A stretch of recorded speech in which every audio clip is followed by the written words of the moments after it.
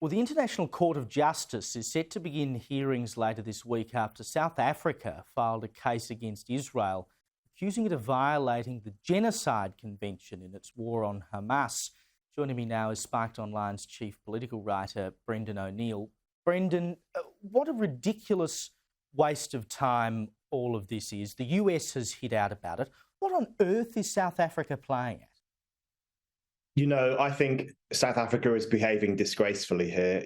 This is not a genocide. This is a war. And by the way, it's a war that Hamas started with its unprovoked attack on the civilians of Israel on the 7th of October.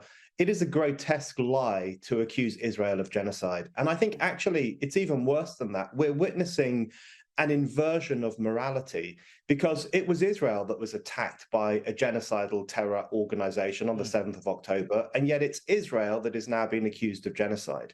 It was Israel that was subjected to this fascistic assault, and yet it's now Israel that has been likened to the fascists. It was the people of southern Israel who were subjected to the worst attack on Jews since the Holocaust, and yet everywhere you look, it is Israel that is being compared to the architects of the Holocaust.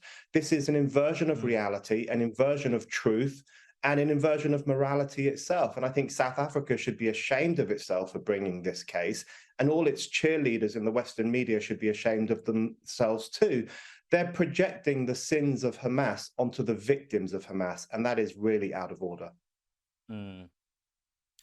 Indeed. Now, USA Boxing is facing a backlash over its transgender policy, which would allow male boxers who transition to fight in the female category from this year. I mean, it's bad enough having these trans women who go into swimming and athletics and all this other stuff and break individual records, but it's another thing entirely when it comes to a combat sport. You're going to start throwing men, biological men who've grown up with the testosterone coursing through their bodies, bigger hands, more strength, all of that, and you're going to allow them to stand in the ring with women. What could go wrong? It's completely insane. This is surely the most insane stage of trans activism so far. People will say that USA Boxing's rules are quite strict. So, for example, if you're born male, you have to have full gender reassignment surgery. You have to prove that your testosterone is quite low before you can fight against a woman. But as you say, puberty gives the biological male huge physical advantages over women.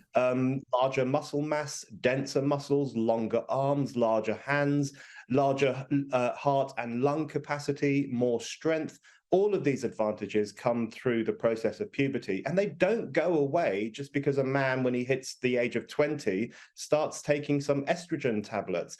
So this is a case where it's almost like we are legalizing gender-based violence. USA Boxing is basically making a sport out of male battery of women. I think this male invasion of women's sports has got to stop. Born males are stealing medals from women in cycling, swimming, track and field, and now potentially in boxing too.